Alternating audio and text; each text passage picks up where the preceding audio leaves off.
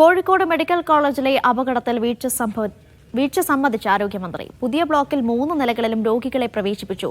അത് പാടില്ലായിരുന്നു. തീപിടുത്തമുണ്ടായി.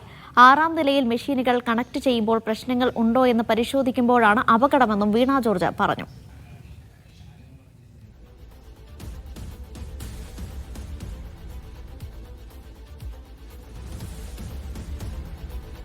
ഷിജോ കുര്യൻ കൂടുതൽ വിവരങ്ങൾ നൽകാനായി ചേരുന്നുണ്ട്. ഷിജോ, ഈ മെഡിക്കൽ കോളേജിൽ ഇന്ന് പുക കണ്ടെത്തിയതുമായി ബന്ധപ്പെട്ട് എന്താണ് ആരോഗ്യമന്ത്രിയുടെ പ്രതികരണം? വീഴ്ച സമ്മതിക്കുകയാണോ മന്ത്രിയും?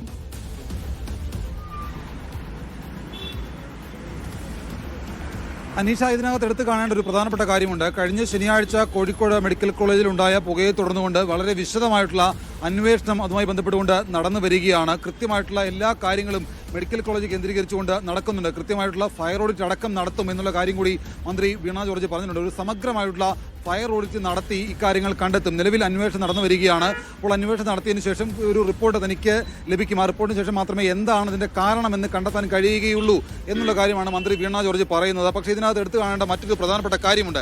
അതായത് അവിടുത്തെ കൃത്യമായിട്ടുള്ള എല്ലാ പരിശോധനകളും പൂർത്തിയാക്കിയതിനു ശേഷം മാത്രം, എല്ലാ കാര്യങ്ങളും കൃത്യമായി ഫങ്ഷണൽ ആയതിനു ശേഷം മാത്രമേ രോഗികളെ പ്രവേശിപ്പിക്കാൻ പാടുള്ളൂ എന്നുള്ള ഒരു നിർദ്ദേശം താൻ മന്ത്രി എന്ന നിലയിൽ താൻ കഴിഞ്ഞ ദിവസം അതുമായി ബന്ധപ്പെട്ട് നിൽക്കുന്ന ഉദ്യോഗസ്ഥർക്ക് നൽകിയതാണ്.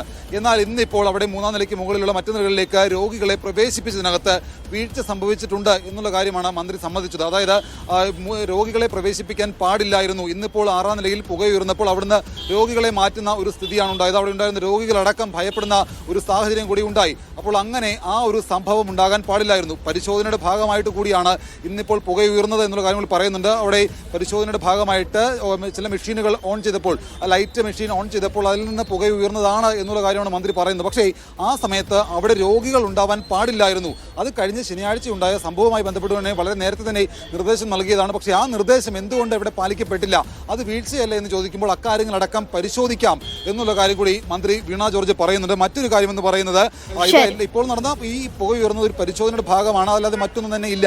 ഇതിനകത്ത് കൃത്യമായിട്ടുള്ള ഒരു ഫയർ ഓഡിറ്റ് നടത്തിക്കൊണ്ട് എല്ലാ കാര്യങ്ങളും കണ്ടെത്തും എന്നുള്ള കാര്യം കൂടി മന്ത്രി പറയുന്നുണ്ട്. അനീഷ. ശരി, ഷിജോ കുര്യനാണ് തിരുവനന്തപുരത്ത് നിന്ന് വിവരങ്ങൾ നൽകിയത്.